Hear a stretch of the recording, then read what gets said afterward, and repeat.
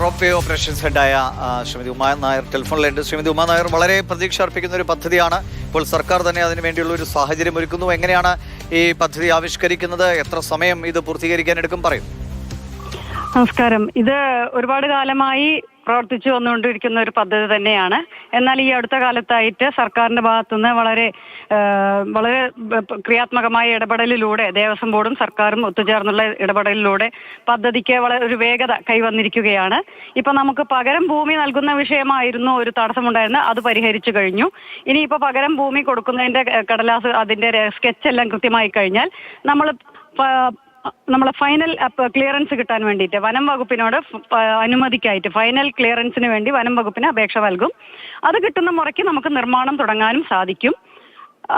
അതുകൊണ്ട് തന്നെ നമ്മൾ ഡിസൈൻ മാറ്റി എന്ന് പറഞ്ഞത് 5 ടവർ ആക്കിയതുകൊണ്ട് ഈ ശരണപാതയ്ക്ക് സമീപത്തേക്ക് ടവറുകൾ മാറ്റി സ്ഥാപിച്ചതുകൊണ്ട് വനത്തിലേക്കുള്ള സാധനങ്ങൾ കൊണ്ടുപോവുക, നിർമ്മാണ പ്രവർത്തനങ്ങൾ നടത്തുക, അത്തരത്തിലുള്ള പ്രശ്നങ്ങളെല്ലാം നമുക്ക് പരിഹരിക്കാൻ കഴിഞ്ഞു.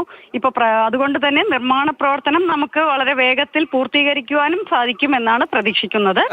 സാധാരണ ഇതിൽ ഇപ്പോ സർക്കാരിന്റെ ഈ തീരുമാനം വരുന്നത് പിന്നാലെ എത്ര സമയം എടുക്കുമായിരിക്കും ഇനി ഒരു ഫൈനൽ അപ്രൂവൽ ഇതിന് കിട്ടാൻ? എന്നത്തോടെ ഇതിന്റെ ഒരു നിർമ്മാണ പ്രക്രിയ തുടങ്ങാൻ കഴിയും? നമുക്ക് വനം വകുപ്പിന്റെയും വേണം, വന്യജീവി വകുപ്പിന്റെ വേണം. അതായത് നാഷണൽ ടൈഗർ കൺസർവേഷൻ അതോറിറ്റിയുടെ ഫൈനൽ അപ്രൂവൽ നമുക്ക് കിട്ടേണ്ടതുണ്ട്. അത്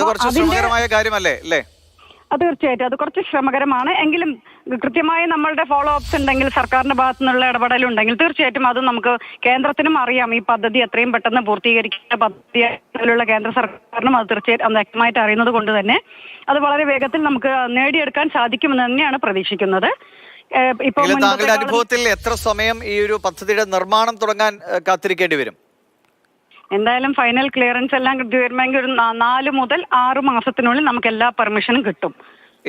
നിർമ്മാണ കാലയളവ് എത്രയാണ് പ്രതീക്ഷിക്കുന്നത്? ഇത് പൂർത്തീകരിച്ചാൽ എത്ര പേർക്ക് വീതം ഒരേ സമയം സഞ്ചരിക്കാനുള്ള സംവിധാനമൊക്കെ ആകും ഉണ്ടാവുക?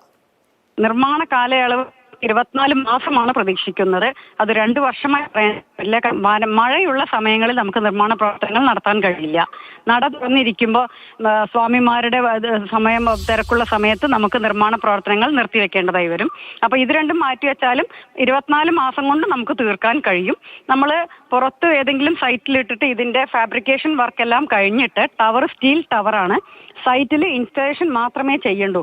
അതുകൊണ്ട് തന്നെ നമുക്ക് നട അടച്ച സമയത്ത് സൈറ്റിൽ ഇൻസ്റ്റലേഷൻ ചെയ്യാൻ ഭാഗത്തിൽ, നട തുറന്നിരിക്കുന്ന സമയത്ത് പുറത്ത് എവിടെയെങ്കിലും വെച്ച് നമ്മുടെ ഫാബ്രിക്കേഷൻ വർക്കെല്ലാം വർക്ക്ഷോപ്പിൽ തീർത്ത് സാധനം റെഡിയാക്കി കൊണ്ടുവരാൻ, ടവറുകളെല്ലാം പീസുകളാക്കിയിട്ട് പെട്ടെന്ന് തന്നെ ഇൻസ്റ്റലേഷൻ തീർക്കാൻ പറ്റും. അതുകൊണ്ട് തന്നെ ടവറുകളൊക്കെ വർക്ക് തീർത്ത് നമുക്കൊരു 24 മാസം എന്നാണെങ്കിലും 18 16 മാസം കൊണ്ട് തന്നെ തീർക്കാനുള്ള ശ്രമത്തിലാണ് നമ്മളിപ്പോൾ നീങ്ങിക്കൊണ്ടിരിക്കുന്നത് പ്രവർത്തനങ്ങൾ. ശ്രീമതി ഉമാ നായർ, ഇപ്പോ ഈ ബോക്സിൽ 2 പേർ അങ്ങനെയുള്ള ഏത് രീതിയിലാണ് ഇതിന്റെ ഒരു രൂപം എങ്ങനെയായിരിക്കും? കാരണം ചോദിക്കാൻ കാരണം ഇപ്പൊ ദിവസം അറിയാലോ 70,000 80,000 ഇതൊക്കെയാണ് ആളുകൾ വരുന്നത്. അപ്പോൾ തിരക്കേറുന്നു.